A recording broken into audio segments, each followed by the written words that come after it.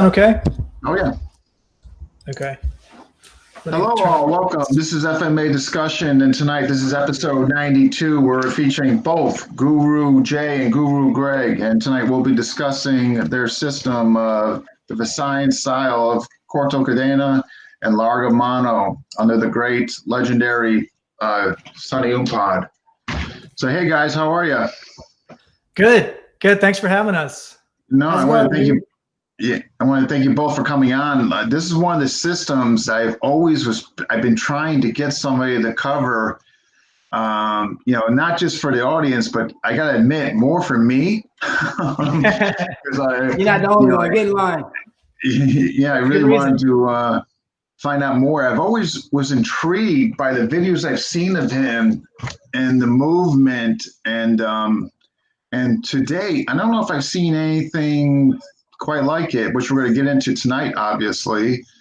So yeah, these are the ones I really enjoyed, ones that I don't know a lot about, you know what I mean? Like the systems I've been in, I mean, they're fun still, but nowhere is as fun as this when you get like to really find out about stuff that you might not know or new information. So this is why I'm really kind of jazzed up about this one. So I want to thank you both for doing this, and the fact that there's two of yous and the demos, I think this is going to make up for a great show. So I'm excited. Cool. Cool. Me too. Let's just, before we jump into the main topic of your guys' journey with Maestro Umpad, did you guys start your journey with anybody else previous to that? Do you want to go first? Well, as far as FMA, I didn't start with anyone else. Sonny was my main FMA source. But prior to that, I was doing Wing Chun. Okay. Yeah.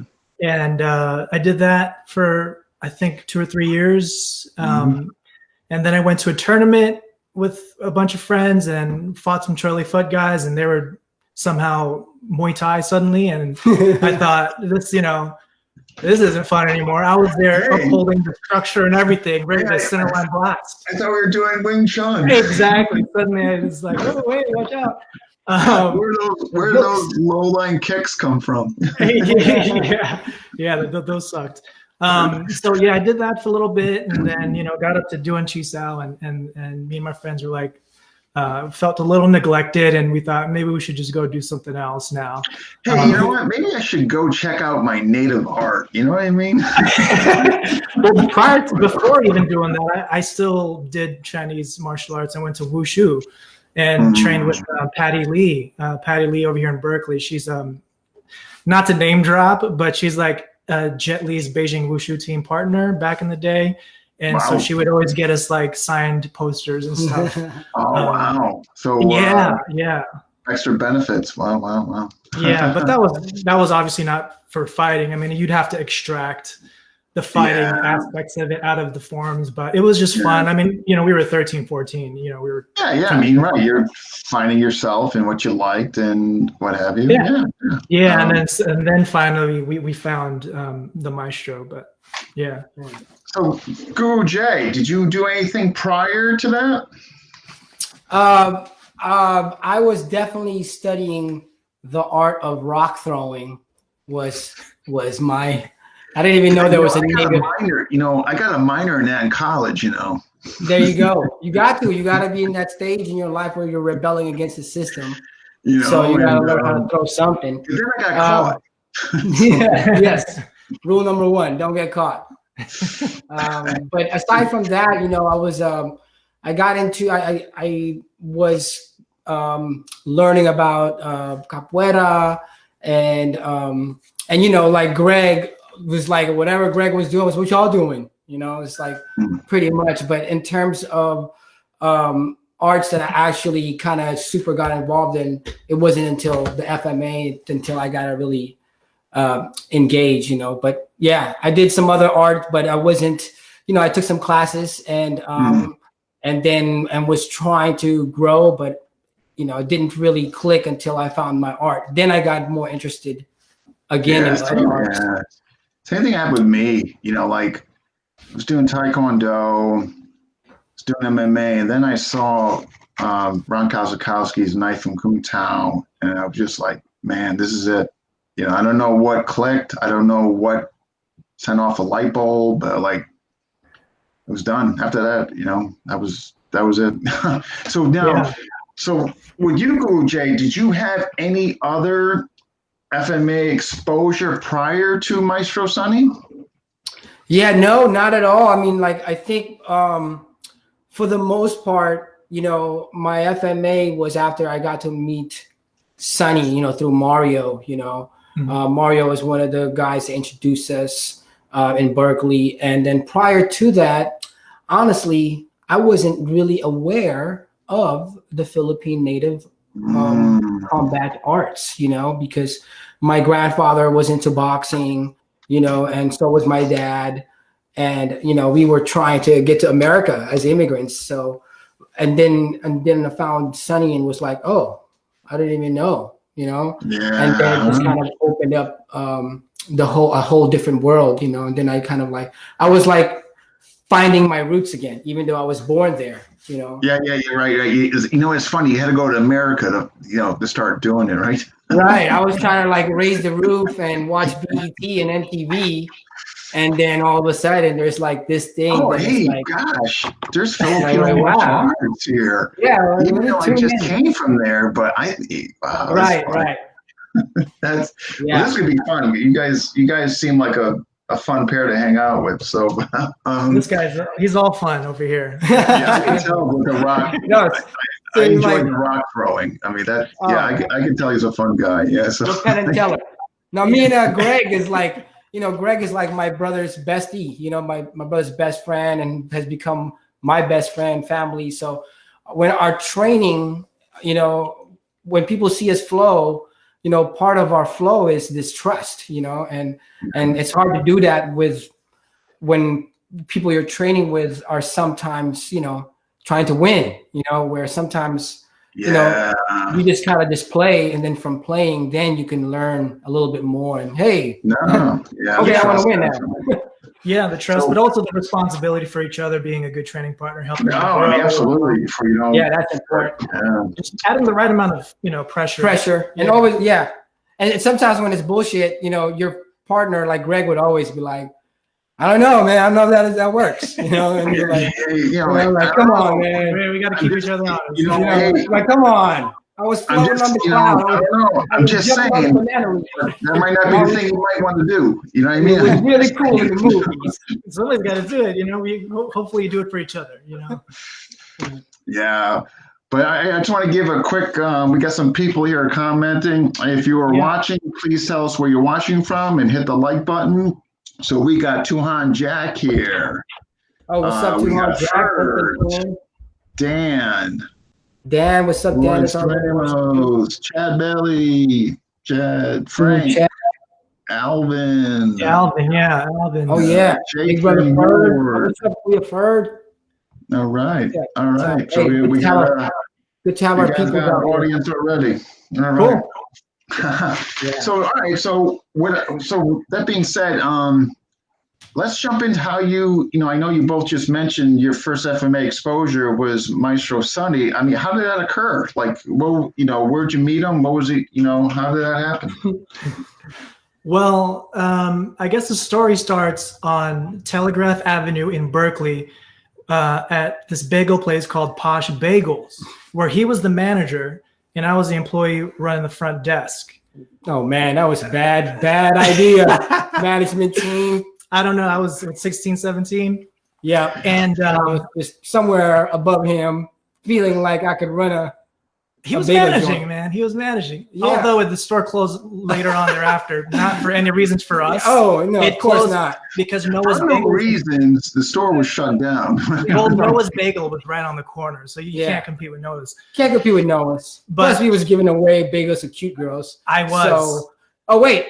No, not that part. No. We're not supposed to say that. Oh my God, this is gonna be a sideshow comedy too, man. Hey man, don't tell the Posh Bagels management team, please.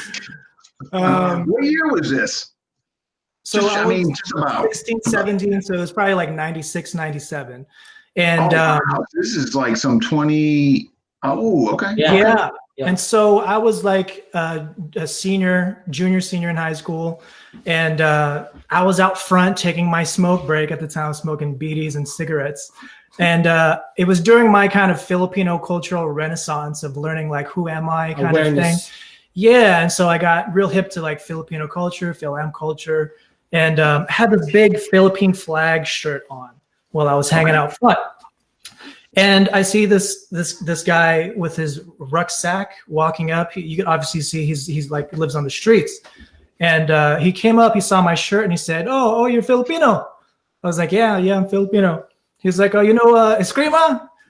And I was like, "Yeah, I know Eskrima." He's like, I teach a class at the park. If you ever want to learn, come check it out."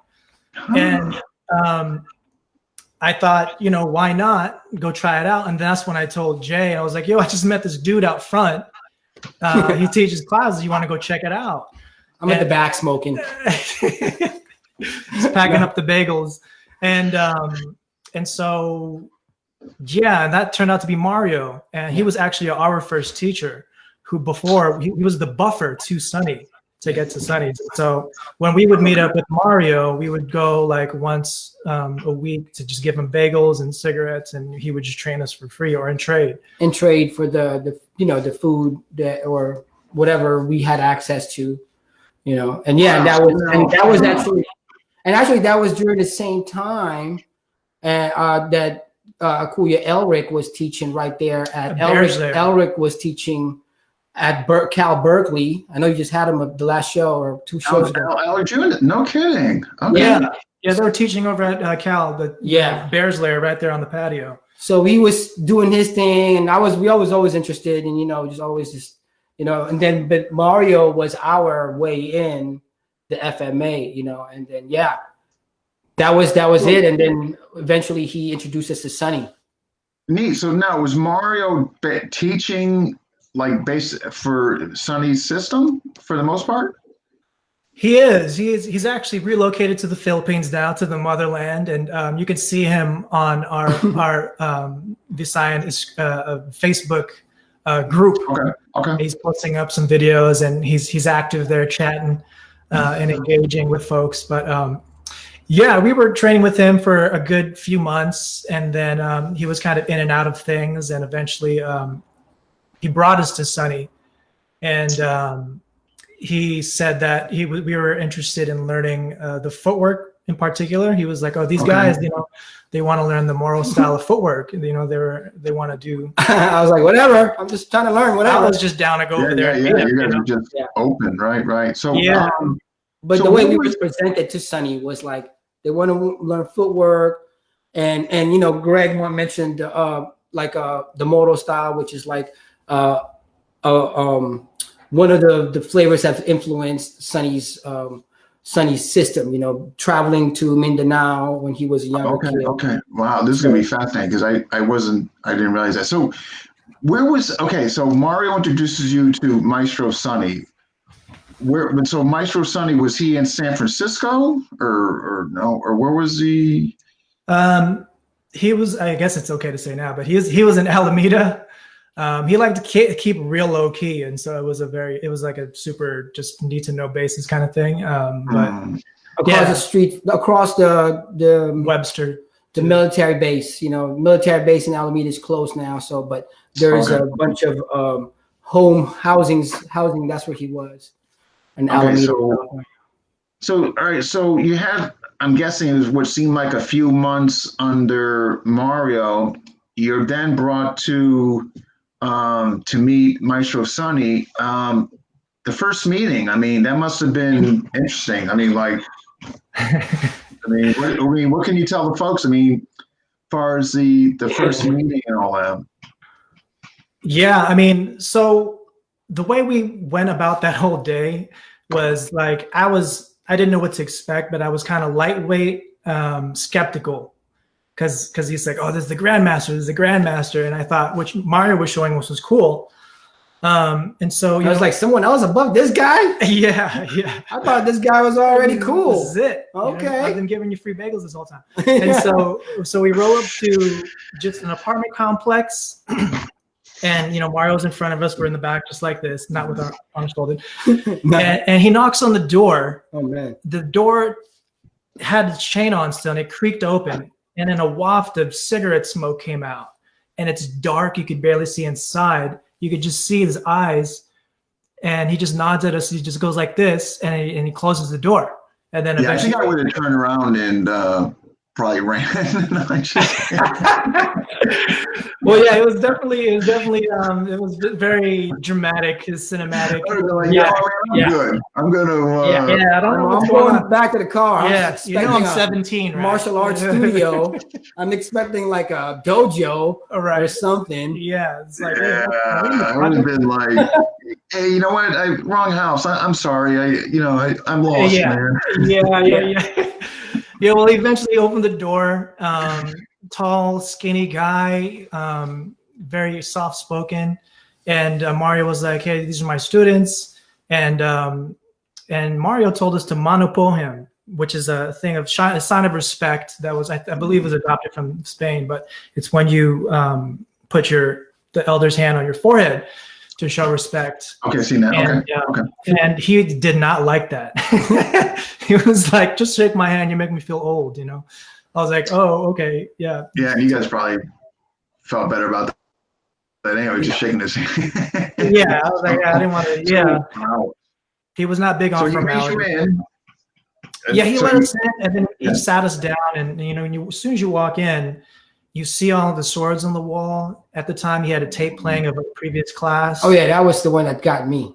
Was like there was a tape playing, and I'm like automatically I'm glued to the TV set. Right, it's old school TV tube, right, and like was one of the things that made Sonny kind of ahead of his time was he was using video in his curriculum.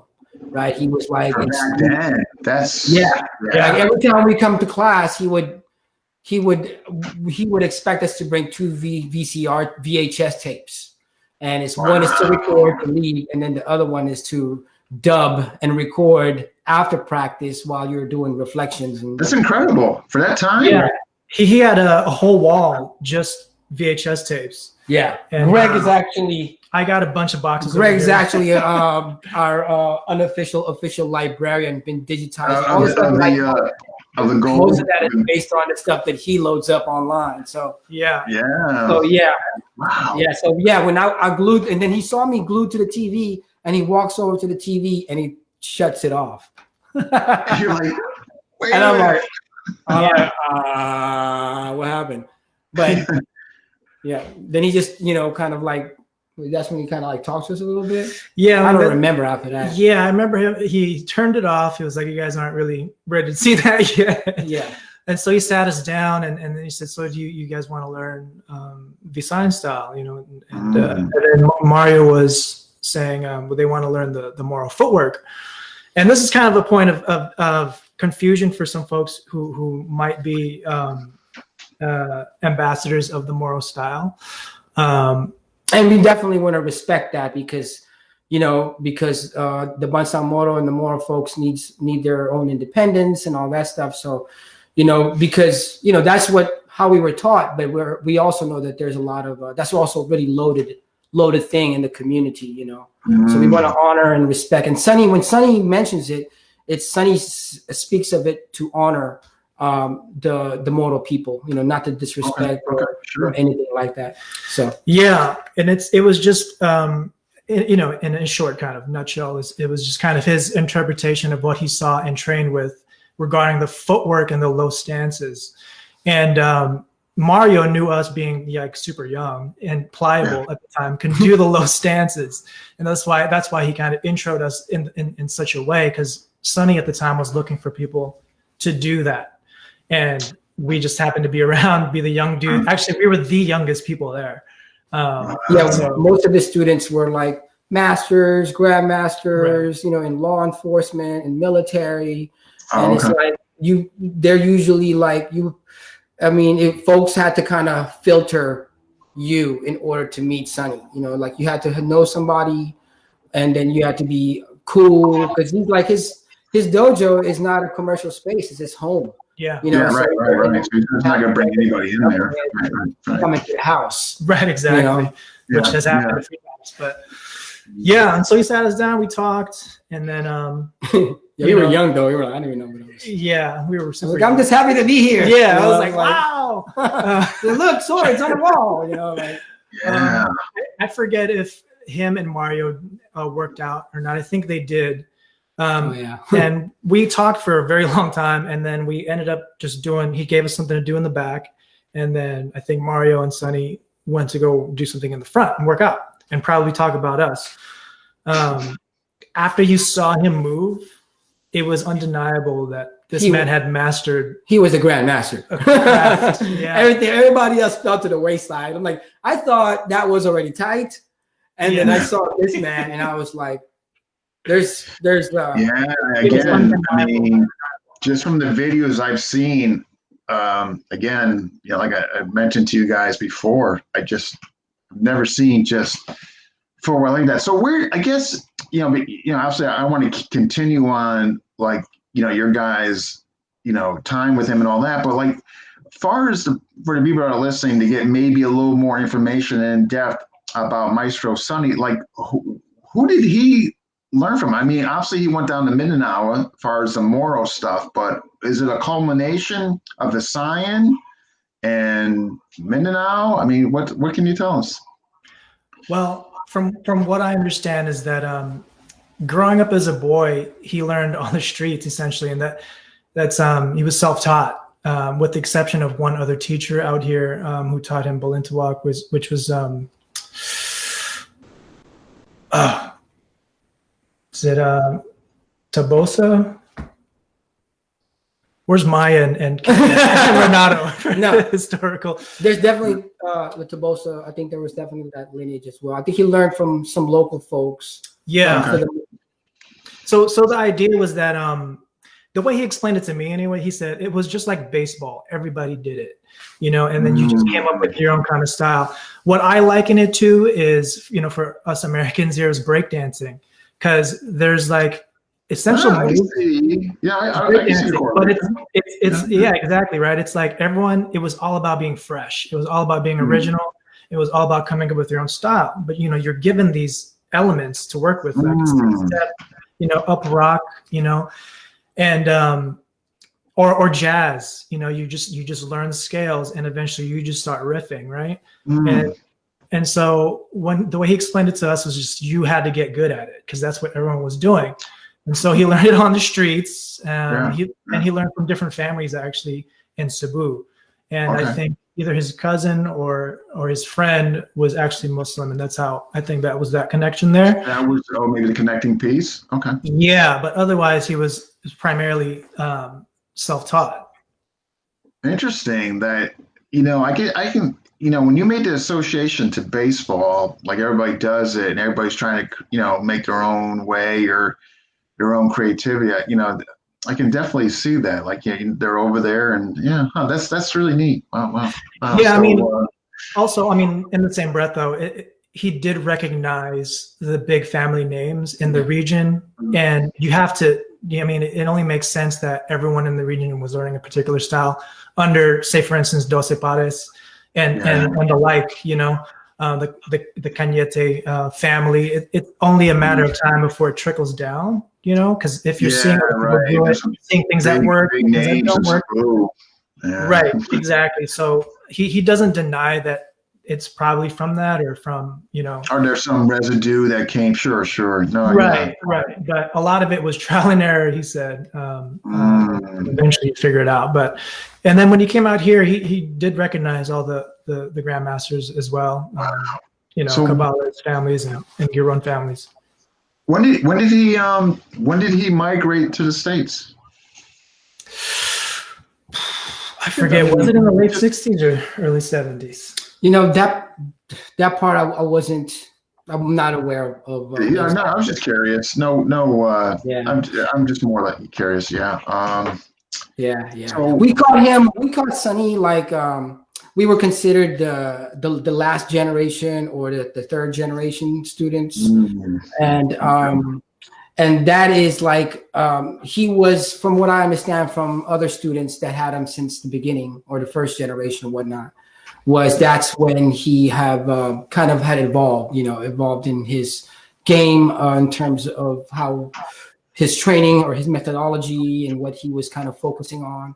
But also, like, because I mentioned that because we were kind of honed in around the game and playing and learning, and the history was more of like I was getting it towards the end part rather than like, you know, because I came in there, you know, I'm into culture, I'm into performance arts with culture, you know, so I actually try to learn as much as I can on the historical part, but I wasn't prying into Sonny's past as much because I was so into the present with what he was doing, you know. No. I mean, when you're young, also, we were the young guys too. Yeah. We weren't really like no. You know, I experienced the same thing. There's a guy, one of my KI teachers met Illustrissimo, and he was really young, but he didn't understand the magnitude to like who was before him. Like, we were kind of completely guy caught up in God knows how many. But now looking back, he's like, man, you know, if I could have like, you know, found out talk, but you know, but like you said, you're young. I mean, the info is out there for sure. But definitely, like, I gotta go to my big brothers. You know, Guro Renato in our system, Guro Maya, and you know, Maya is like I mentioned to you, she's you know, she's an author as well. Should definitely have her in the show.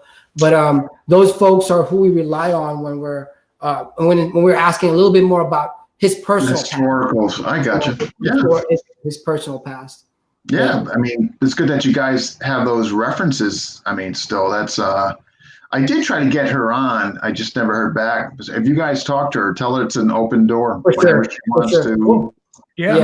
I'm trying. I mean, matter of fact, one of the goals of this show is, in fact, to get more female presence in the community. You know, so, for sure. I know you mentioned that a few times. I saw that and I heard that. On the show. You know, and I stand by that. You know what I mean? Like I definitely want them to be heard. You know, I think they should be heard. You know, so cool. So, agreed. Yeah. So you're in this room that you guys weren't sure if you should have walked in. And you're amazed by his movement or what you're seeing. I mean, just you know, and so from that point on, is that kind of when the training started with you and him for both of you? Not exactly. There was a time where he was just like, come back when we could, you know, it was and then what happened was Mario disappeared from our, you know, he got into some other things and had some challenges in his life. And then me and Greg all of a sudden was just like, looked at each other and was like, let's go over that fool's house without Mario, you know. He was like trying to be bold, like, what if he throws us out? What if he throws knives at us? We just wanted to learn. So, and we were training. We wanted to kind of like upgrade our skills, and we didn't have anyone to help us get to the next level. And our buffer wasn't around, so we were just like, you know, we had this kind of like, I had this feeling with like, you know, maybe it's cool to come through, you know. And then we came through, and he was like, "Where's Mario?" I remember one of the first things like, he looked in, he opened the door, he looked around, I was like, "Where's Mario?" I was like, "We were going to have to ask him you," you know, like, we haven't seen him, you know? Like, and then eventually he brought us in. He was like, all right, well, you know, I'll take you under my wing. Come on Sundays. And I was like, friggin'. Oh my God. You guys weren't saying no. And Sundays was no one else was there. Sundays was his day. So you guys had him exclusively. Okay. Yeah. German. Nobody flying from nowhere, you know. So it's like me and Greg, and sometimes he would have guests, and that means me and Greg will be outdoors for hella long. And I'm like, hey, when is he gonna come and talk to us? You know. Meanwhile, we're being videotaped. He had a camera. Right. And then we catch ourselves fucking around. Messing around. And I'll probably after reviewing some of those videos, because I was wondering, like, why is he not upgrading us as fast as his other students, the adult students? And after watching the videos, I see us messing around like knuckleheads. And I was like, this is why. Maybe him. Okay, maybe me. I was like, hey, man. I just want to make this clear. It wasn't me. I mean, No, he's probably taking more serious than I was. I was like, since he's not here, not knowing the camera was on me 24/7. Right. I would like to see that, you guys in the backyard, like screwing around. Probably would be entertaining. Oh, God. So it's definitely getting back to him in the system, when you do start to get him alone on Sundays, like as far as him as a teacher, like what were so I'm assuming there was everything: edge weapons, stick. I mean, I'm assuming, but I'm not saying I'm correct. All the above, empty hand, everything there. Mostly stick at first. I don't think we touched the blades until later. There was like Sonny didn't even like to show blades in public to where there's young people. Like he didn't even like us to teach young people. Well, this is before wasn't later when we were given the permission to teach, he would always be like, don't show in public, especially if there's kids around with the blade. But for us, we did sticks. And then I guess there was a time where all of a sudden, well, initially he had us do footwork and movement. And so because we came in wanting to learn more footwork, and also it was a way for him, I think, to see like if we had enough patience to wait to put weapons in our hands in the first place. So especially as being young and pliable, I think he was going to do everything to challenge us and see exactly how low we can get. And so we have videos of that up on the Facebook page. Some of the early times. I'd be interested in seeing that. Okay. Yeah. And so he really literally taught us from the ground up. And so footwork, movement was like paramount. And then he realized that we did cultural work. We were doing a lot of theater. And we were a part of a lot of different kinds of events like that kind of thing. And we had one coming up celebrating Lapu Lapu Day, and we said that we wanted to do a demo. And I remember it was around that time where he actually let us use blades. Right. That's right. I was like, he was like, "This is just for demo purposes. Okay, this is how they would do it." And he would do low stance Moro stuff with blades over his head, and he would do like lunging and leaping stuff. And so that's when he actually put swords in our hands. But prior to that, it was mostly movement, footwork, and some stick work. It was super basic stick work. But Sonny did all of it, depending on where he was really feeling and what focus he wanted to bring out. Because sometimes open hand would clear up more weapons work and vice versa. And so we did a lot of pangamut, we did sikaran, we did hubad, and then eventually we did some stick work. And then eventually when he saw our temperament, when we had blades in our hands, I think that's when he started kind of giving us a little bit more after that. I was like, I'm sorry, go ahead. More trust as well, maybe? I think more trust as well. I mean, obviously he was trying to test the waters with, the two young guys. Right, you're young. No, understood. Yeah. And he saw that we were enthused for sure. It was just, what are these kids going to do if I put, also, I think he felt the responsibility as you should to put weapons in. Yeah. And so, so we did a lot of kind of flow, kind of style, kind of flowery stuff. I mean, this is where he had a lot of fun. And so, because he knew that we were doing the demo and we were doing it, a reenactment of the Battle of Mactan at the time. We got that take too. But, I'm sure that's gotta be fun to watch. It's very grassroots theater. Still though, I mean, I'm sure it's excellent. Yeah. It was great for me at the time, being in this kind of cultural renaissance of discovering my identity. And then from there, it started progressing into the material.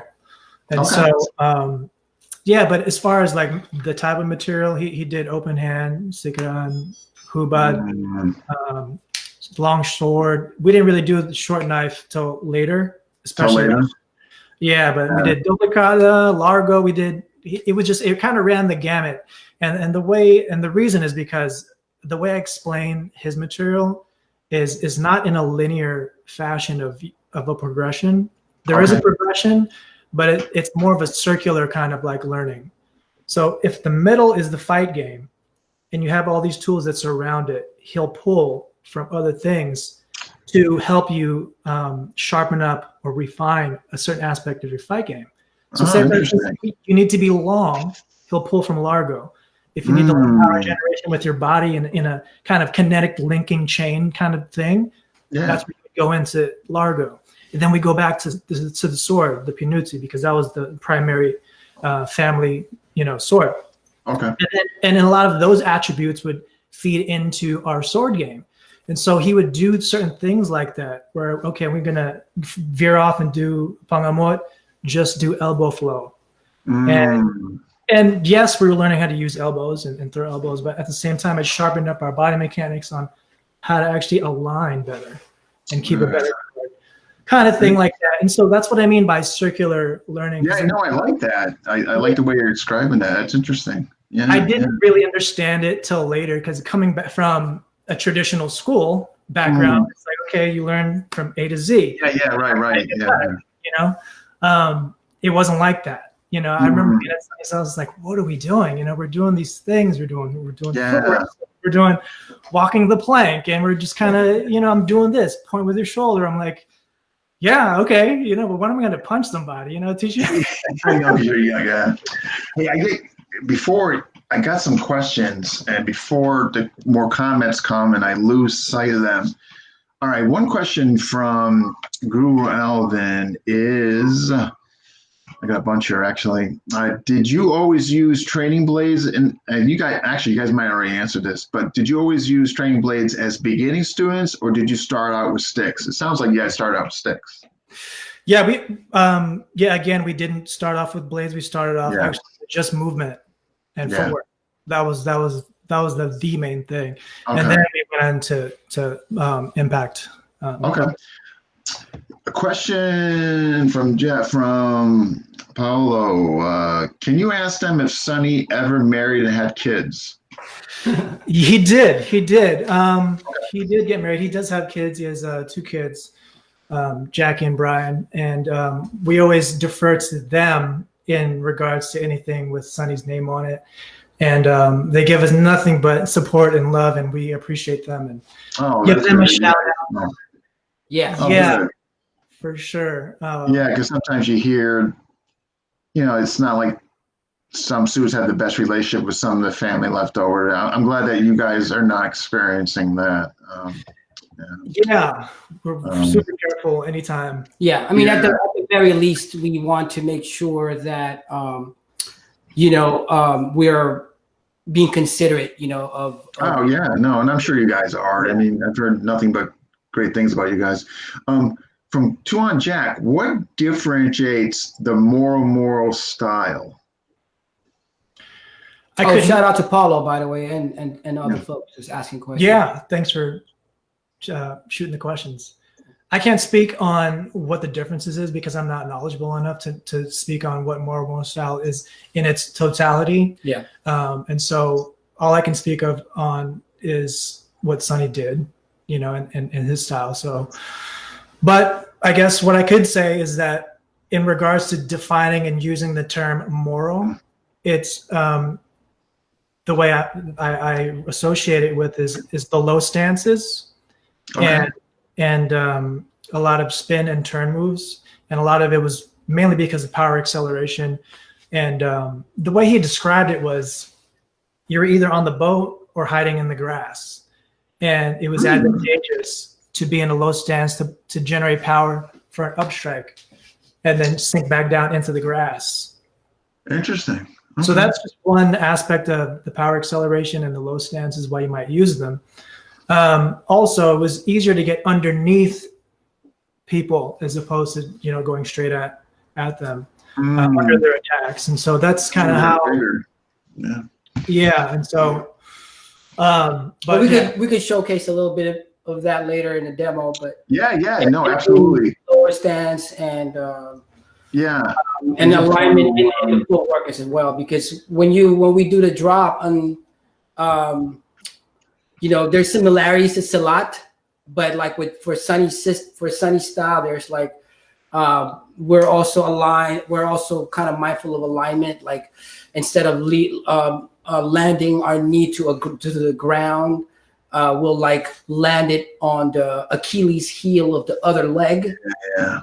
So then there's a spring load bounce. So you're not kind of, because Sonny was like, if you do a drop and your knee drops to the ground, there's a possibility that you can disable your own self. Right. Yeah, right. Especially a hard surface. Sure. Right. Yeah. So he was like, when we do a drop and we spiral down, we kind of like land this way. It's like a landing pad. Yeah. So it's like, so that's interesting. That's like, from Kun Tao, from Ron, like, like laying on it, like you said, Achilles tendon inside of their knee, their floating rib. Yeah. Yeah. Right.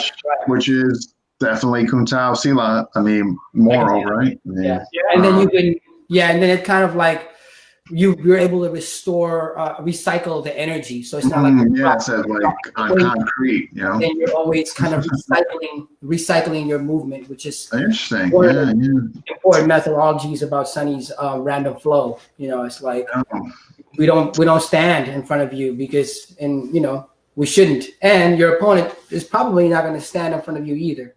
Right. They're going to be moving and obviously doing right. Let me just make sure I got okay. Let me just see here. It would be interesting to hear how Maestro Sonny's different students perpetuate his art now. Do all the gurus follow the same progression, ranking, and curriculum, and etc.? Oh, I'm sorry. I only caught the tail end of that. Oh yeah. So this is from Guru Alvin. It would be interesting to hear how Maestro Sonny's different students perpetuate his art now. Do all the gurus follow the same progression, ranking, and curriculum? No. Good. I can only speak on our experience there and our generation there. And it was informal, bespoke to you. There were general things that he was working on at the time, like this, solely focusing on whatever, like body alignment with flesh blocks kind of thing. And then we would move on. But I know that early on it was very structured. It was he had ranks and he had a curriculum. But like any good fighter, any martial artist, any artist in general, things change, and for the better. And so not to discredit all the work that he did and what everyone's learned at that time, because it built upon the next thing. And so short answer is that no, not everyone follows the same progression because everyone had to learn in a different way. I think it's great. Yeah, individuality. Yeah. Also, a lot of people who came in there were just there for something specific. There was only a few of us who were like, teach us everything, and who were like open to just all of it. And for sure, we were the most palatable, pliable at the time. And we were essentially, I'd like to think we were groomed from the ground up to just emulate. Sounds like it. Style. So, but a lot of people have different things. That's why we always encourage people to go train with Maya, go train with Ked, go train with older generation folks, because they got something that Sonny had dropped a gem on them, and only they can pass it on because that's what they picked up from him. Right. Yeah. No, I think that's fantastic. Right. That there's individuality and creativity. Not just producing a bunch of robots. You know what I mean? Better way.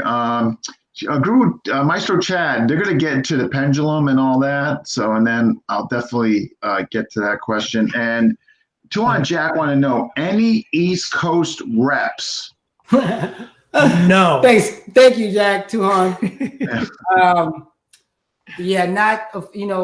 Not currently.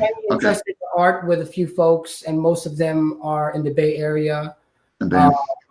And there's some honorary members, in Seattle, that carries the art form. And Pierre and out there in Germany, and but in terms of what, and Sonny is not big on, again, ranking, he's actually the opposite of all of that. He doesn't even like to be called Maestro. Yeah, we never called him Maestro. In but it's just like, but we also know that we exist in a place where, we were blessed, anointed to carry on his lineage. And so we sometimes wear the label, but not for our ego, but to kind of just, hey, Sonny gave us something really important. And we don't want anybody who just said, I trained with him for a month and now I'm a certified guru and I'm going to Yeah. And that's kind of like, we don't want nobody to kind of tarnish the amazing work of that our Maestro did. Yeah, I know. There's people out there that would claim that whatever, but we know the politics of martial arts. All martial arts has it. We're just trying to, do our best to show. We rather show than talk. We rather let our movement and our knowledge speak rather than, Gotcha. Yeah. No. Yeah, there's definitely not a lot of guys. I mean, I think by now I would have heard if somebody's on the East Coast. Yeah. There's because I think so you guys are safe. So let me just make sure I just want to make sure I got all the questions there, and then we're gonna. This is going great, by the way. Cool. Thank you. And then I'm not paying attention, Jack. No. In one documentary, Sonny's woodwork was displayed. Oh yeah. Can you speak on his skill? So was he pretty good carving or what have you? I guess. Yeah. Oh man. I mean, like since day one of the first things I noticed was his carvings on the wall. I mean, he had a whole array of carvings, and he carved them himself. Down to the handle, to the tip, and even with the training blades, he easily could have just wrapped paracord around it and been done. Yeah. But like a true artist, he shaped out every little bit. He would take leather, shoestring, whatever, and soak it in super glue, and then shape it out, and then it became this piece of art. I remember one of his blades at the butt of it was a bone of a steak or something, and he just polished it, and he was like, "Oh, no kidding! Oh wow! Oh, so wow! So he has skill. Wow. Quite the artist, sure." And I think his kids have all of his carvings and all of his artwork. Oh, good. So they have them. Good. And that was from Guru Vico. That question. Sonny was, he was a hermit. So he's like, that was his art. He also made music. He would play the guitar. He would play the keyboard. He would record. He would see a 4-track. And this is the time where me and Greg was like into hip hop. 4-track. Yeah, having a 4-track. I heard that and like, holy. And I'm like, we're seeing this fool having a 4-track. Yeah, with his keyboard laid out. So he so summertime we would be training, then music, and I'd be like, oh, I'm feeling the flow. I'm like, who's the artist, Sonny? And he's like, it's me. I'm like, oh shit. Yeah, he had whole mixed cassettes of just his music, and we would train to it. Yeah. And so he would do little shit. Oh my gosh. So he was just, and so he was a hermit. That was his thing. It was just twinkling, using it, creating, and he kind of lived on his own. That's the thing about him. It's like, even though he was married and he had kids, like he did kind of like, live on his own, which made him kind of like super, like a monk, Yeah. That's how I kind of saw him, at least. Yeah. To me, outside looking in, obviously nowhere the depth of you guys, of course, but there's always seemed like there was like a mystique. You know what I mean? Like from outside looking in, like a mystique about him and all that. It was always, and I think a lot of people are just genuinely intrigued, or were intrigued by him. You know what I mean? Like I know I was, not, the movements and just him, and seeing him in that room, which we're going to actually, you know what? It's good as time as any. Let's pull up the video. Video, Dean. Oh, yeah. Yes. I'm going to lower myself. Oh, it's an old school one there. Yeah, that's his first. Did you send them this or was no? These are just all he just accesses on YouTube. Online. Yeah, that's him right there. That's his first apartment. To Jack's question, his kids learned a little bit while they were younger, but they don't currently train anymore. This was at the old apartment. Let's see, 98. So yeah, we're a year in already. Yeah, I was just like, whoa, he's letting us use the blade. So for here, he's really like just showing us. I don't know if you guys can hear us. But he's right now. He's just showing us how to see, and we're not supposed to catch it. He's just helping us figure out how to build a wall for us. Those little low stances and spirals, those were some of his version of the modal footwork. Did you guys hear us? Was that just music? Okay, I don't think they can hear us. Oh, no. Dean, you still there? Oh, okay. I'm back. Could you guys hear us give commentary or no? Oh, okay. You're muted. I think you're muted or we're muted. Are we muted? Okay, Andres says we can hear you. Oh, okay. No. I can hear you. I can hear him now. On the earpiece. Oh, 1 sec. Let me. Oh, you can't hear me. Okay. Stand by, guys. Technical difficulties. Oh, don't worry. It's part of it. Check 1 2. The audience can definitely hear us. Okay, cool. You guys can hear me? Okay. Yeah, we're good. Okay. Yeah, the audience can hear us as well, so we should be good. So let's let me just find where that. I mean, again, his movement. I just never seen anything like that. That's well, I think I don't know if folks know, but he was actually a championship ballroom dancer. That would make sense. His main discipline was the hustle, and you know what? A lot of the great dancers turned out to be great martial artists. I mean, Bruce was a cha-cha champion, and Lomachenko, his father, made him do traditional dance. I remember just reading that like a couple months ago that he was. Yeah, there's definitely a correlation. 4 years. Didn't even let him box. All it is just like, oh, yeah, go ahead. Yeah, no. All it is just body awareness. It's like learning how to be in your body, studying your body. I mean, dance, when people say dance, especially as a martial artist, there's a negative connotation because they think you're soft or whatever. But really, it's the study and mechanics of your own body, and so you take a ballet class and you tell me that's not the hardest thing you've ever done. Yeah, I don't care if they call me soft and all that. This is going to improve my movement. Yeah, it definitely will improve your movement for sure. Yeah. But Mystique. Yeah, Mystique, I guess, is a great. The thing is, when we went there, we didn't really know of him. We had to learn of the Mystique later on, and we could see why, because he was a recluse. He was. And the more you're away, all it is word of mouth, So the reason why that word came to mind, I remember just reading it, like Mark Wiley's and all that. And I just remember, something just clicked that this guy, not just different and unique, but off the radar, off the charts, but just somebody, again, like there was just like an unknown. You know what I mean? Where it made you intrigued. You know what I mean? Like you wanted for sure. Yeah, that's kind of what I got outside looking in, I guess, so to speak. And it's hard to put actually a finger to what that is, Dean, because even to this day, even like looking at the videos when I study and I watch him and I'm like, there's something special about this dude. It's like either the way he glides across the floor through his martial arts, or just like you're right, like just kind of like the depth of his the depth of, first of all, his innovation and contribution, that's kind of the shit that he was doing was pretty deep. I mean, I didn't know the magnitude until now.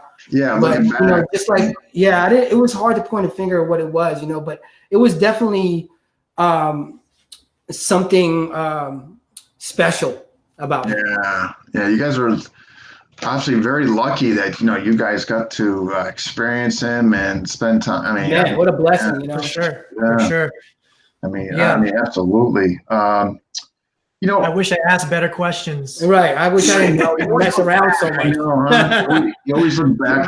I know, but you drive yourself nuts over coulda, woulda, shoulda. You know what I mean? Right. Yeah, for sure. Especially watching it on VHS, you're like, oh, I get it now as an adult, and doing it all the reps in. But when you watch it, and you're like, the worst is when you're like, I'm watching a video of myself, him giving me instructions, And I'm like, yeah. But I'm like not doing what he's telling me to do. And I'm like, shut up, bro. I'm telling my old self, my young self, like, hey, bro, shut up. You're not listening to me.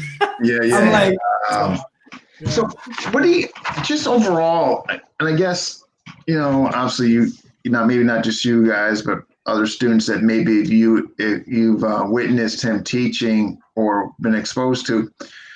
What do you mean, generally speaking, what do you try and instill in you guys, not so much from the physical point of view, but, what do you try and instill in you guys as far as, I don't want to say character development, but more or less like maybe, nuances as far as, personal development, I guess character could be thrown in there. I mean, anything along those lines that stands out that you try to instill in you guys? Yeah, for sure. I think he always just kind of modeled. To me, he modeled how I wanted to kind of be. He was just like, even though I'm kind of loud and boisterous, like I kind of like it when he's like, I like the introvert, I like the silence, and the comfort. Those are some of the some of the things that I took away from him. Now, I don't know if that was like building my character directly, but I definitely felt like, man, I love my pops, but my pops is like a loud dude. He's like funny guy. He's a social butterfly. And I love that about my dad. But Sonny also, I learned so much from him. But he's also like an ex-cop, my dad. And he's also like a really. He's a tough motherfucker. But I learned some things from him. But Sonny, I learned a lot aside from his martial arts, which I was like already grateful for. I definitely appreciated the way he carried himself and his way of not necessarily being braggadocious, the humbleness, the ability to kind of like sit in silence for a little bit and kind of reflect, instead of shooting off the hip, emotional all the time, so those are some of the things that I kind of like, damn, that's kind of cool. This fool is kind of like, it's kind of smooth. He kind of James Bond, James Dean. He was definitely low key. I don't recall him in like interviews or over the top, anything like that to some other people. No, there was definitely a low key element to him. For me, a lot of it, what stuck out for me was, he said, it's like your underwear, you don't show it. And what he meant was like, not only just knives and weapons in general, but like, you're not out here kicking poles and trees and doing demos in the park. He's like, you don't do that. You keep it low key. It's a need to know basis. Because you're advertising at this point. Yeah. I like that. And I remember that's something he said to us early on, and I see that, especially when he would be the rare times we were all in public together. He could blend in so well and stay low key. So that was one thing that he instilled. I think that stayed with me was like, you don't just use this cavalierly, or you're not outwardly just showing your cards, so to speak. And so definitely that. And I think what is important, especially with our style that he passed on for us, was the fun and play of it, and the camaraderie that he built in his apartment. Because the reality is that we're learning how to hurt people, to whatever degree of effectiveness that is. But the bottom line is that we're learning how to use a knife, sword, a blunt instrument. And so that can get dark really quick, and that could feed into someone's darkness very quickly as well. Yeah. And so he had a great way of maestroing the temperament of the group. We'll keep it light. We'll play lighter music. We'll crack jokes. And so I was like, and that's something we carried on in our training, and we hope to instill in other people's training, not to take away the seriousness of it, but also just to bring some levity and play in it, because I think that's what's kind of missing sometimes when it gets too amped up and serious. And not to say that he didn't take it serious, because he for sure buckled down on us when he wanted us to take it serious. Oh yeah. That's why he never came back, and I'm waiting for him to come. He's like, oh, you guys are messing around, you know. Well, when it came to swords and knives and stuff, he knew when to play, and he knew to be like, okay, y'all better get serious now because I'm gonna get serious. And he would like, and so knew when to he switch kind of gears. shaped us that way. Yeah, and so those are the things that stayed with me, and I carry on with training with other people and how I present myself to other people and how I carry his name to other people as well. Yeah. So listen, before we get into your guys' demos and all that, I just figured I would show a video of you guys doing your thing here. So let's Jack with the jokes. I will Oh wow, this video is old. Oh yeah, this is old. I had hair. Yeah.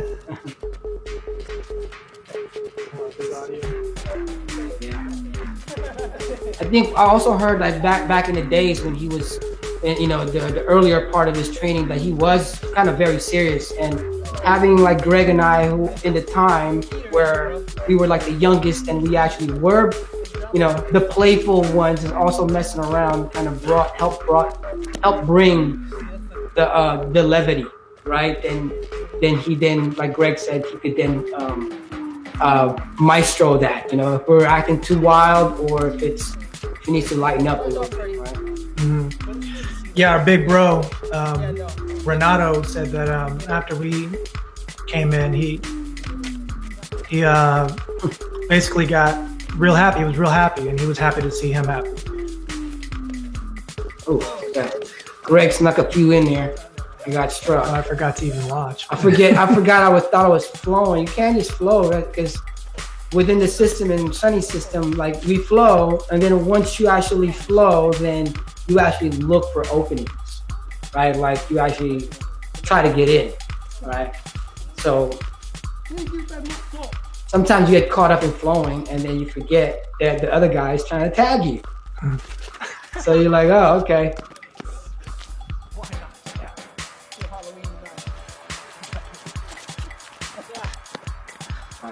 That's now you're like, okay, now we gotta score back.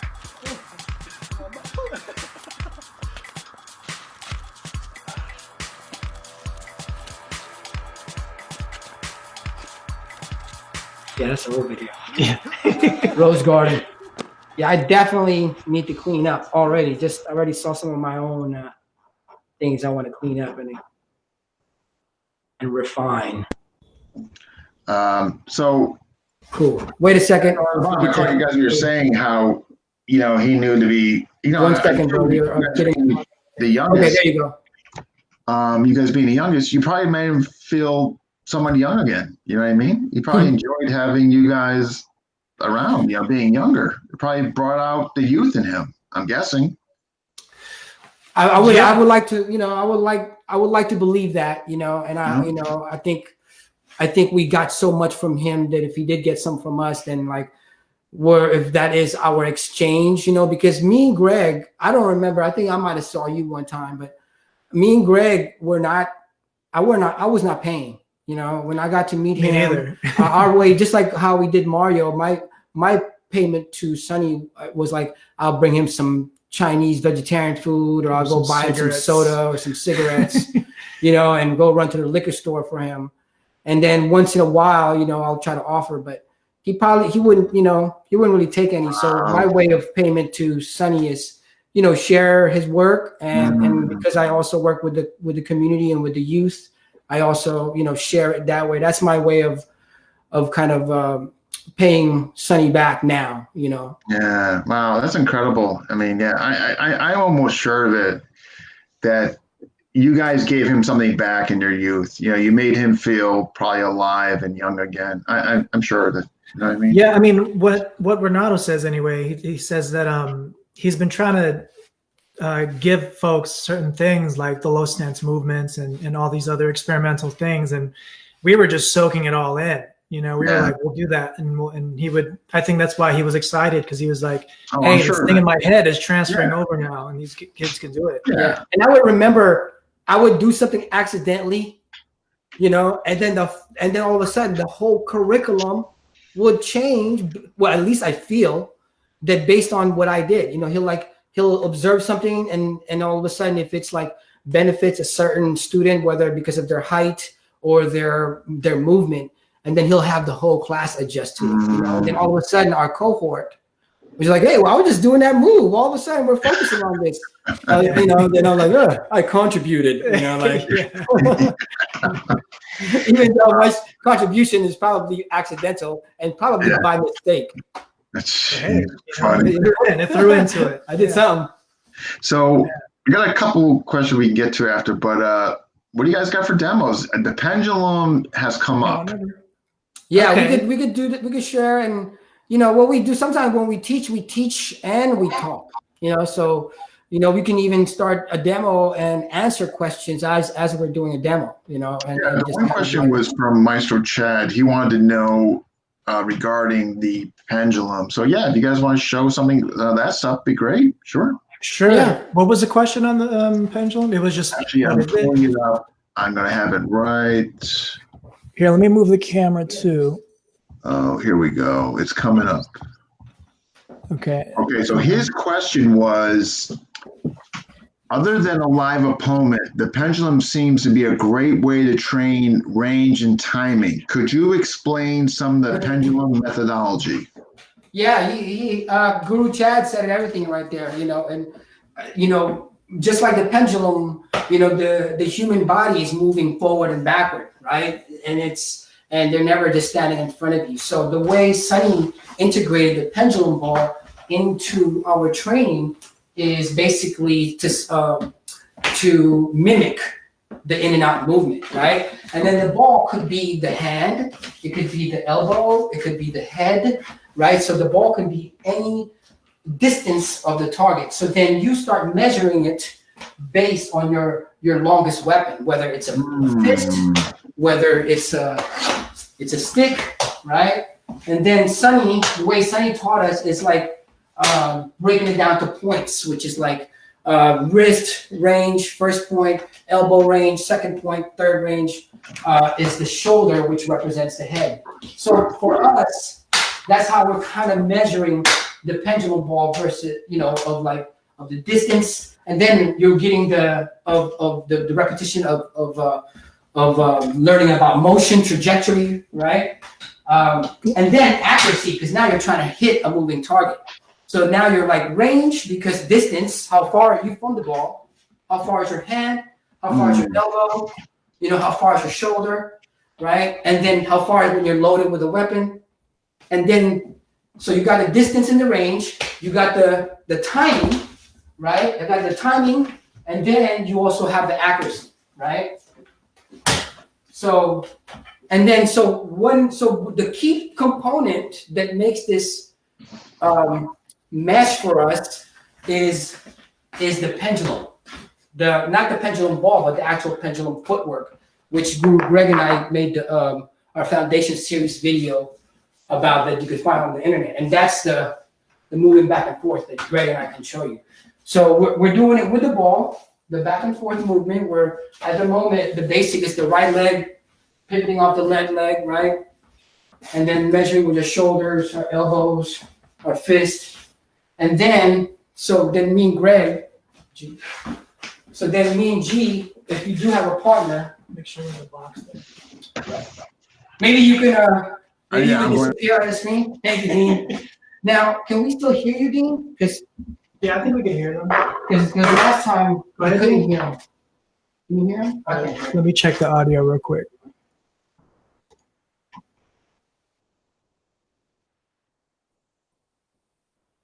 I'm sure you guys can hear us, but we can't hear you right now. I think it has something to do with when your video is gone.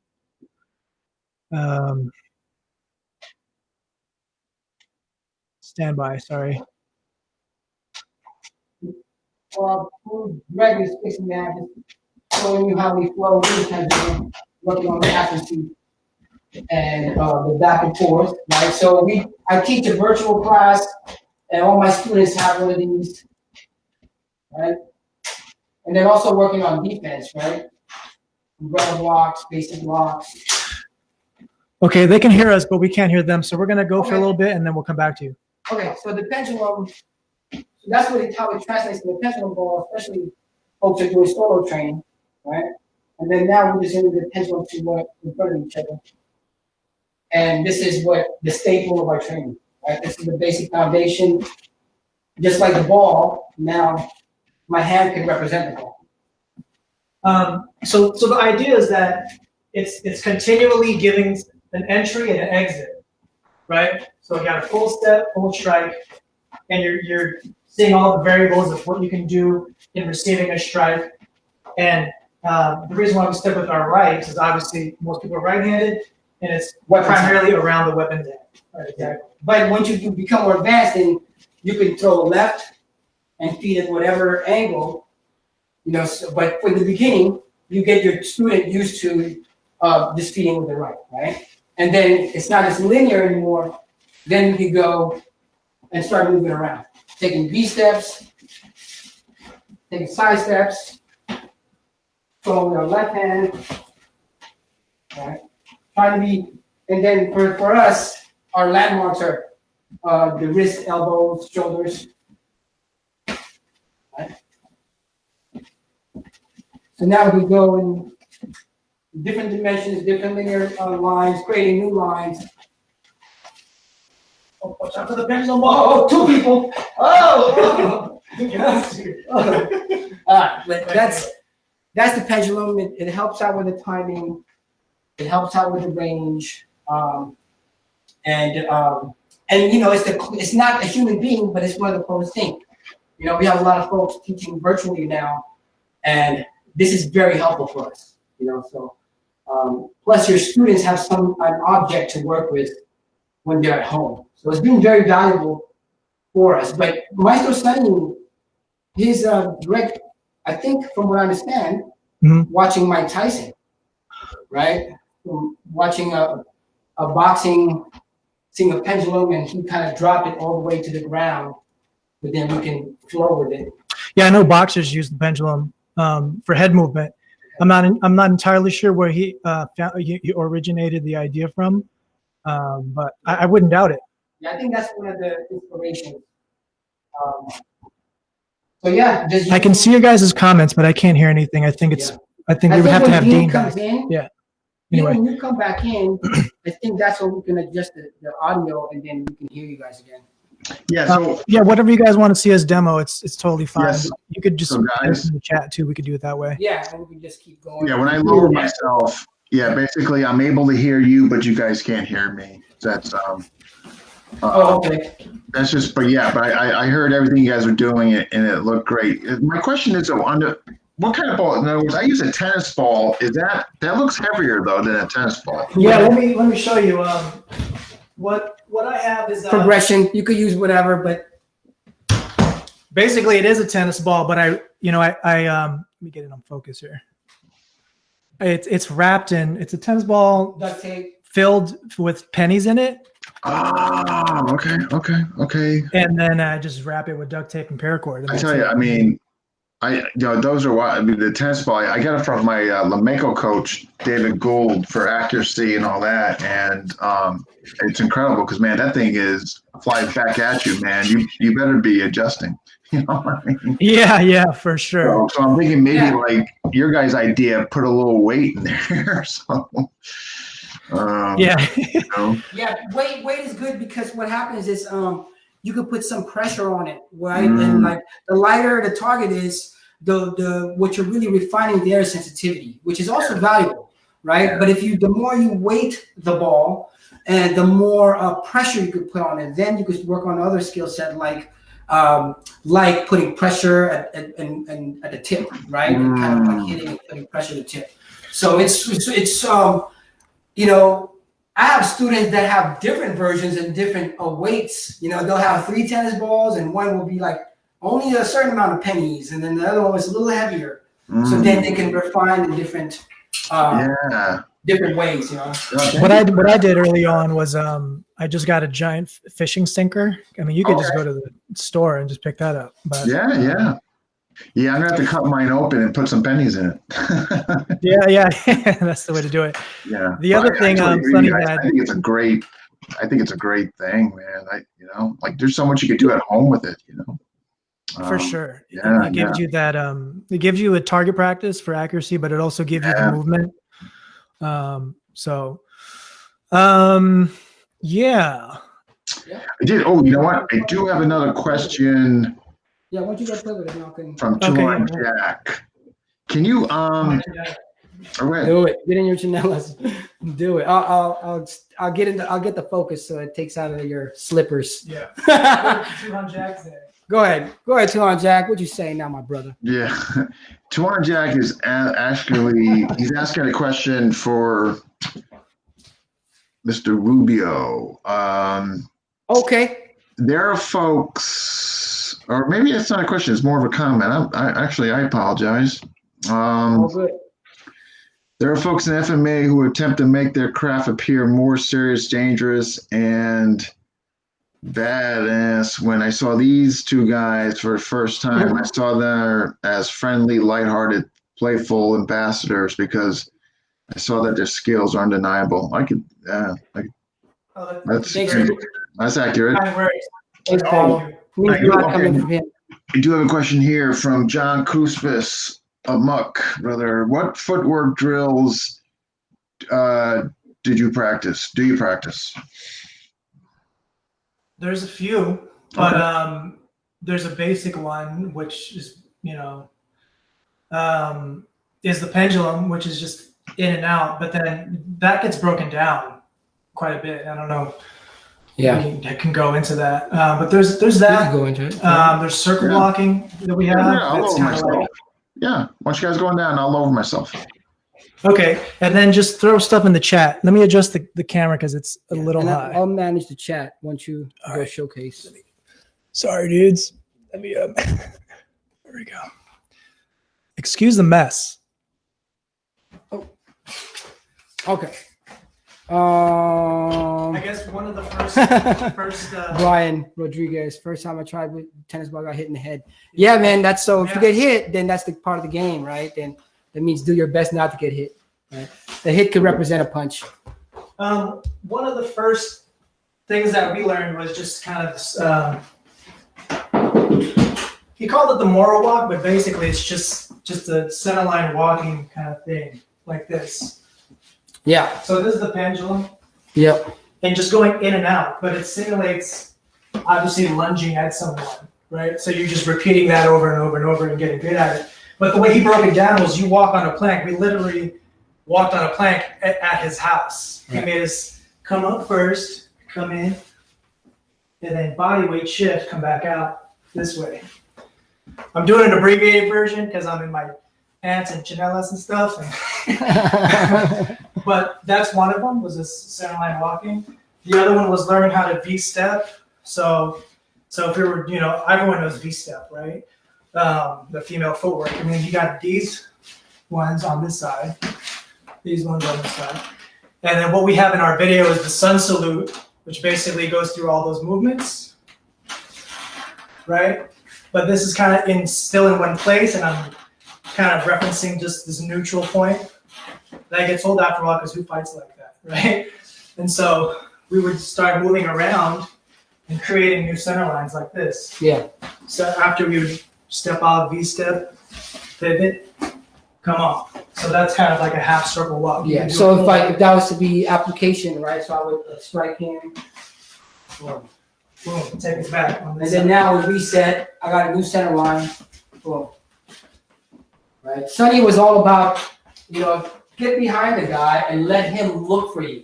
Let him look for you. Give him a disadvantage, because if you stay at the tip, he's gonna, especially if he's bigger and faster, he's just gonna get faster and he's just gonna keep feeding. Overloading you, right? Right. So Sonny was like, always move behind him.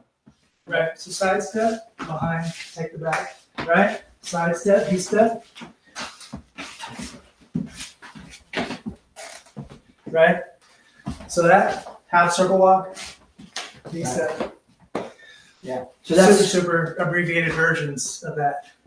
Mm-hmm. So you got the center line, V-step, and then some of the moral stuff. Yeah. One of the things that he would have us do, not everybody could do it, and sometimes I can't, especially if I go out on a Friday night or something. Or if you ate big burritos. But one of the things with the Moro drop like this, like so, this is one of our drops. This is another one. See the dropping on the Achilles instead of dropping the knee on the ground, right? Mm-hmm. And then it'll have us balance on one point. Oh, can't move that. So I'm like balancing on my forefoot right now.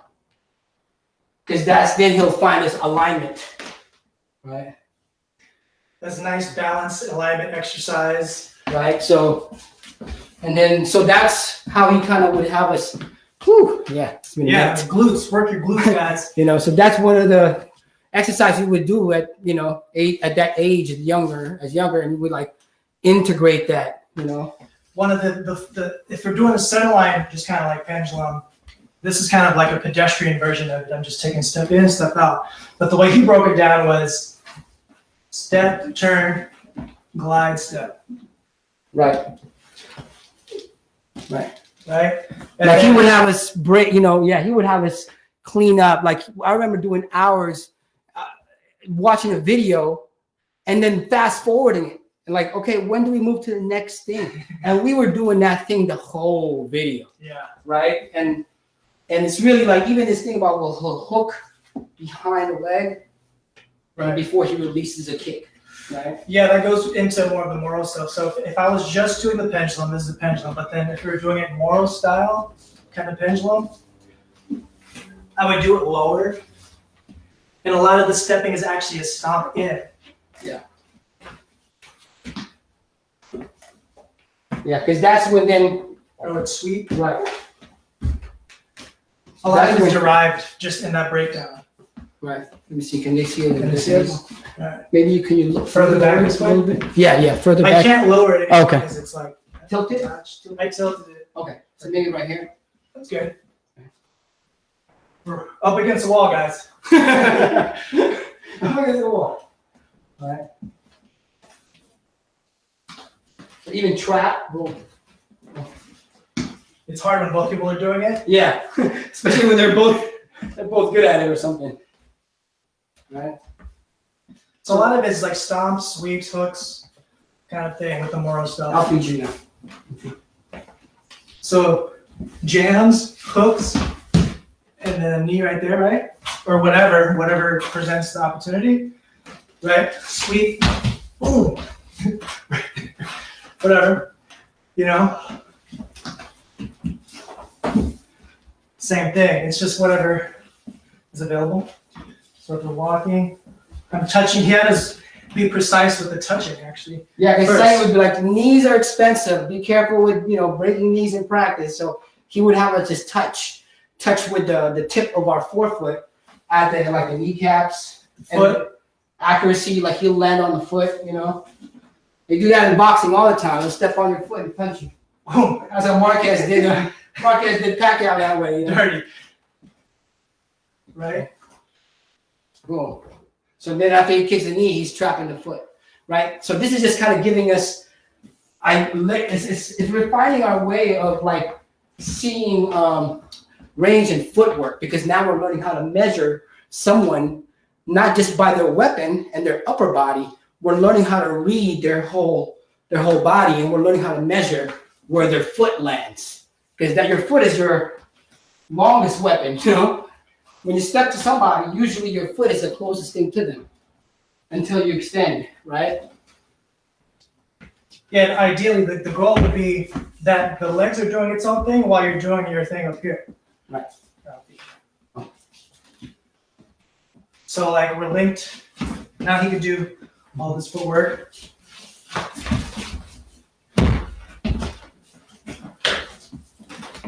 But you can see, obviously, the pendulum offers a great repetition. And once he links that first couple of points, he knows everything's measured. Right. So in. Here, as he stepped back, there.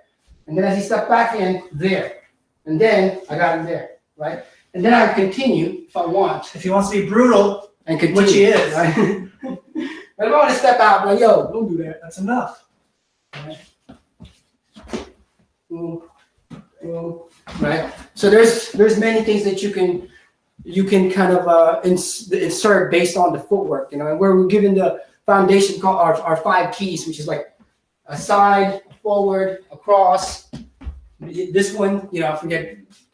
We just call them by numbers, But they're basically our way to then refine the footwork, because we're doing it so many times in the pendulum. So we could be creative by using any of the keys, right? So, and he doesn't have to be low line. Like Greg can kick me in the chin if he wants, Ooh, this one. Oh, nice.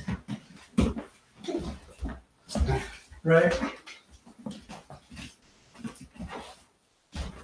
Right. Just whatever, Yeah. But it's within the timing of the pendulum, right? But it's also within the measurements of the pendulum as well, when you're feeling them out. Yeah. So, and it's random, so it doesn't have to be a pattern. I don't have to always feed with the right hand, the right leg forward. So he actually has to adjust the microsecond to my feed, right? And then kind of respond based on what I'm giving him, right? And there's, generally speaking, there's 3 points of timing in that pendulum you can play with. So there's before, during, and after. Something like, say, for instance, before I threw a strike, and right before he comes in, I took advantage of just that initial part of him stepping in, right? So that's the before, right? Boom. Then usually followed with whatever, right? During is usually right when you catch, or if you do a split catch or whatever, that's during. After is right after the fact, and you're striking, right? So there's these, Sonny was able to break up these full movements into smaller pieces. Mm-hmm. And that's where you find the gaps and take advantage. Because like in music, if you're just on a 4/4, like it's boring after a while, but once you get the polyrhythms, that's when you can actually change time for yourself. Right. Take advantage of timing and range. Yeah. And then you could come in within the beat of your opponent's full beat or half beat or whatnot, right? I think was it Bruce Lee's, like, before you could break the timing, you got to learn the rhythm, right? Before you break the rhythm, learn the rhythm. Or if you got to learn the rules before you break them. Yeah. Those are all good sound, I think. Okay, yeah, any of those. One of them. Somebody special. But all of this is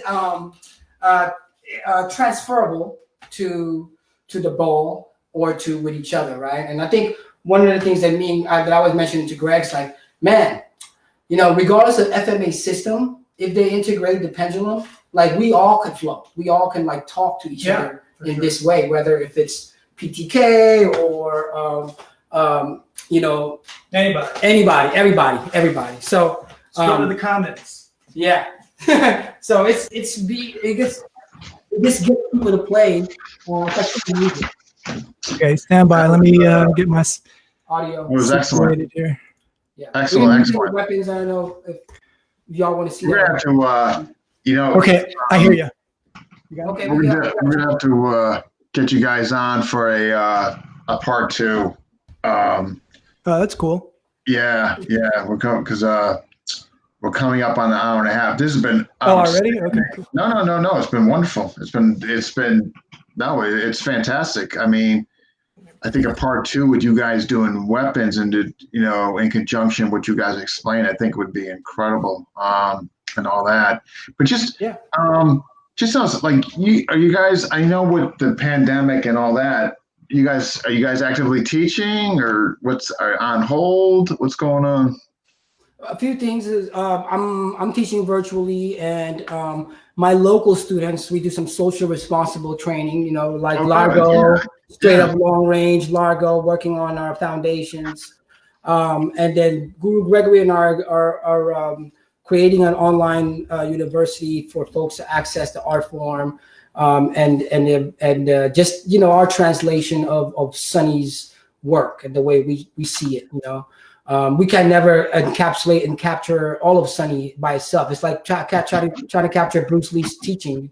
You can. It was tailor-made for him, But it does give us this tool that we can then be tailors ourselves and measure us and measure others.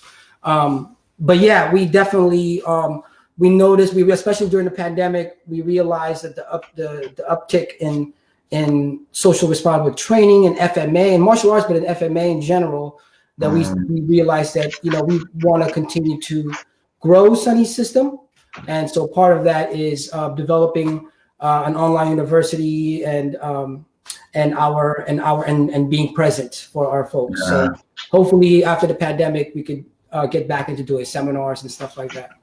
I gotta tell you, we're definitely gonna do a part 2. I'm getting requests up and down the comment section. Oh, that's cool. Would you guys would entertain that part 2?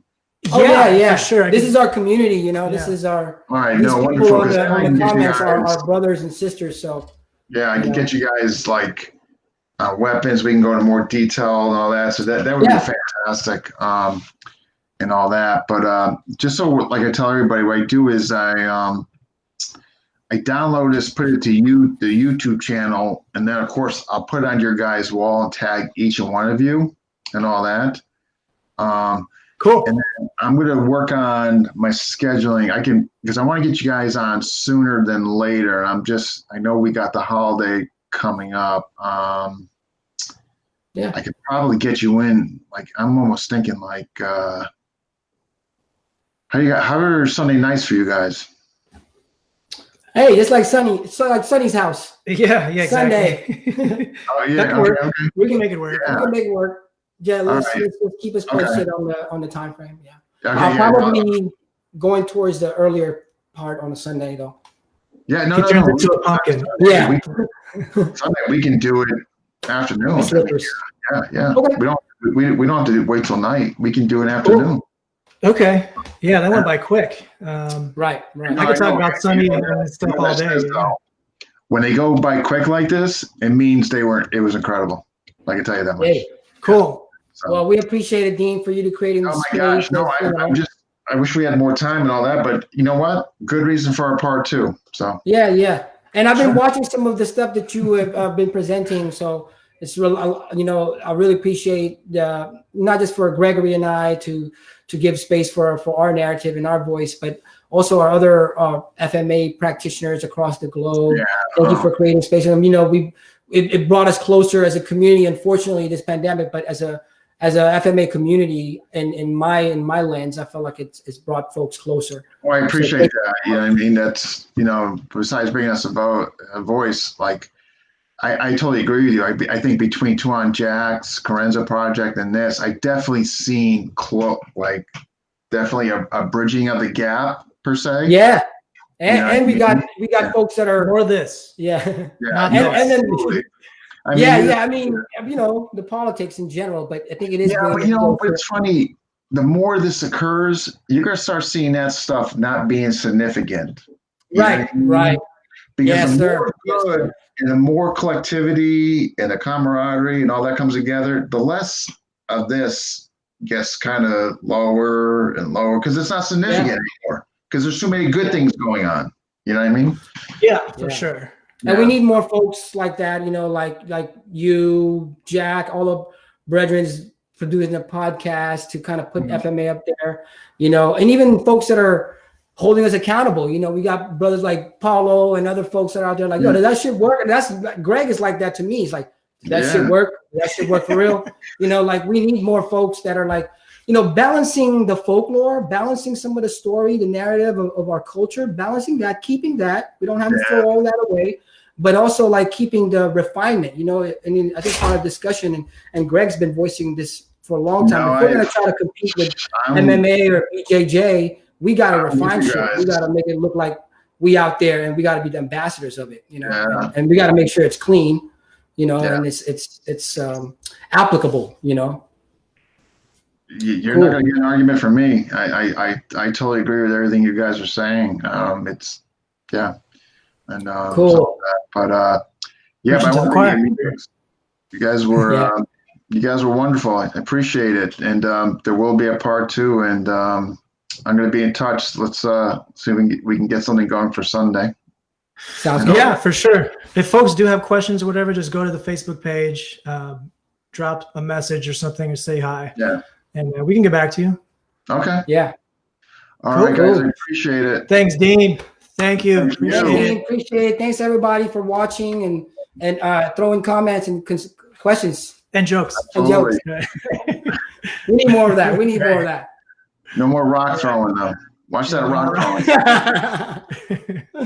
All right, dude. Thanks so much for having us. Have a good night. Take care. All right, guys, that was good. Gosh, I wish we had more time, but hey, all the reason for our part 2, right?